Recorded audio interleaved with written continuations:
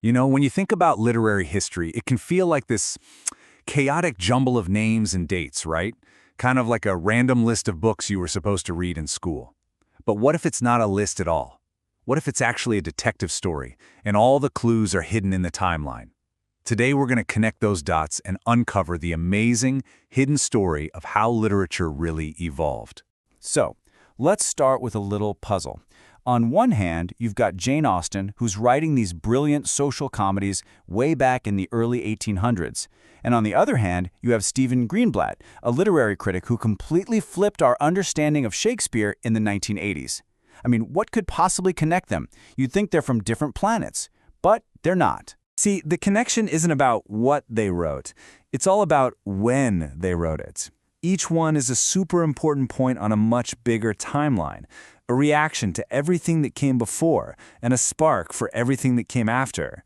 They aren't just random points of light, they're stars in a constellation. And once you start mapping that constellation, wow, the bigger picture really starts to come into focus. First up, building the modern stage. To really get why we binge the shows we do today, we have to go back to their ancestor, the theater.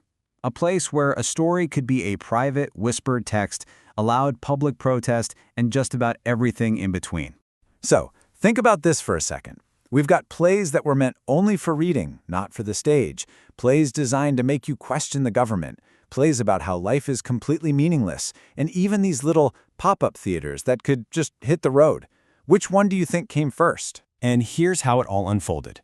It actually starts with closet drama. Plays that were maybe too controversial or difficult, so they were meant to be read quietly at home. But then, whoosh, theater explodes into the public square with epic theater, which literally used the stage to make audiences think critically about their world.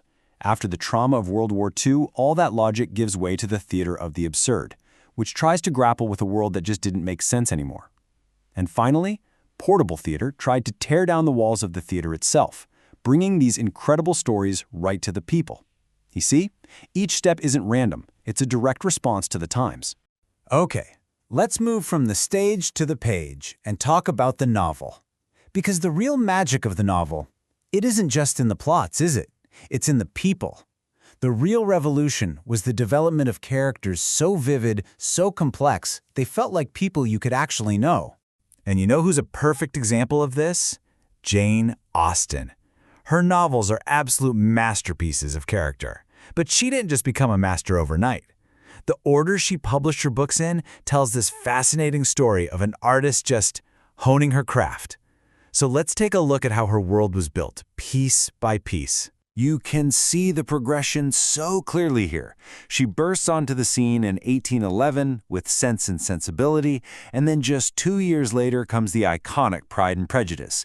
Mansfield Park is next, and then, get this, Northanger Abbey is published after she died. It was actually a satire she'd written years earlier. It's just a remarkable look at a creative genius at work over one incredibly intense decade. But okay, let's zoom out from just one author for a minute. The truly amazing story here is how fictional characters themselves changed across the 19th and early 20th centuries.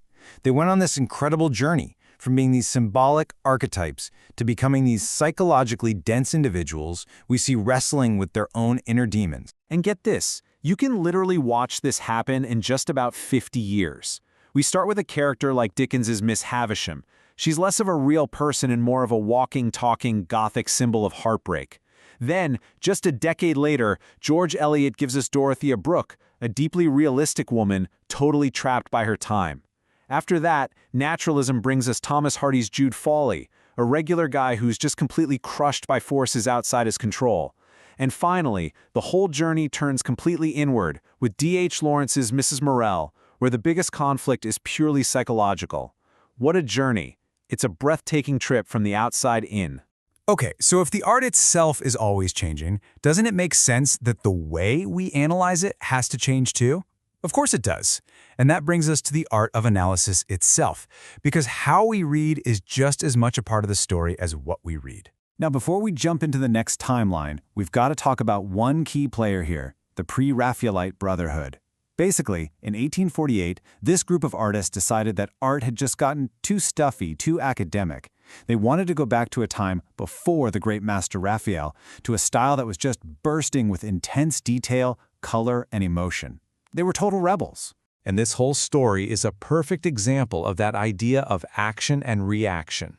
First, you have the Oxford movement, looking back to old religious traditions. In response, the pre-Raphaelites rebel, demanding new, intense color and detail. Then, a few decades later, Imagist poets come along and strip everything down to the bare essentials, just the image. And what happens next? Well, the movement poets of the 50s react against that, bringing back structure, rationality, and wit. It's like this constant conversation happening across generations. Which brings us right back to Shakespeare. I mean, the plays haven't changed in 400 years, but the way we look at them, oh, that has changed dramatically. So how have the experts, the critics, approached his work over the last century or so? Just look at how the focus shifts over time.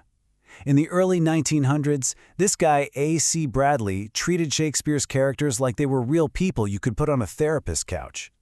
Then Caroline Spurgeon comes along and says, forget psychology, let's track the patterns of images, like light and dark, in the text itself. T.S. Eliot zooms out even further, focusing on poetic structure and tradition. And finally, Stephen Greenblatt just changes the game entirely, arguing that you can't even begin to understand a play without understanding the world it came from. Here's the difference in a nutshell. Bradley asks a totally internal, psychological question: why did Hamlet hesitate? He's treating Hamlet like a real person. But Greenblatt asks a completely external, historical one. What did ghosts even mean to Shakespeare's audience? He's treating the play like a cultural artifact. That's a fundamental shift from analyzing the person to analyzing the entire world around them. But of course, this whole story isn't just an English story, or even a European one. This evolution of ideas and voices was happening all over the planet. So for our final section, let's zoom all the way out and take a look at literature's amazing global legacy. I mean, just take this incredible lineage of Indian women poets writing in English. It starts with a total trailblazer like Toru Dutt, back in the 19th century. She's followed by Sarojini Naidu, whose poetry was a powerful part of the fight for independence. Then, Kamala Das breaks all new ground with her raw, honest, confessional style. And more recently, poets like Mina Alexander explore these really modern themes of migration and identity. You can literally see the focus shift from translation to nation-building, all the way to the deeply personal. And this growing global chorus of voices, it gets recognized on the world's biggest stage, the Nobel Prize in Literature. It's the ultimate proof that a story from one small corner of the world can resonate with all of humanity. And even a tiny snapshot from the winners list tells a huge story. In the early part of the 20th century, the prize often went to these foundational figures of European modernism like W.B. Yeats and T.S. Eliot. But by the end of the century, you see this massive shift. The prize recognizes Nadine Gordimer for her powerful anti-apartheid voice from South Africa, and Seamus Heaney for poetry that is so deeply rooted in the soil of Ireland. The prize itself shows us literature's lens widening to capture voices from all over the globe. So after putting all these puzzle pieces together, what have we learned? Well, we've seen that chronology is never just a boring list of dates. It's the story of influence. We've seen that every new artistic idea is a conversation with an old one. And we know for sure that art is always a mirror, reflecting the world that's happening around it. Ultimately, it all comes down to this. To find the hidden meaning, you first have to find the order.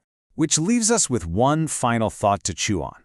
All of these timelines we've looked at, they're still being written. Right now, we are living in a moment that future generations are going to try to piece together. So, what is the literary history that's being written as we speak? What are the stories that we're telling today, and what on earth will people 100 years from now say about us?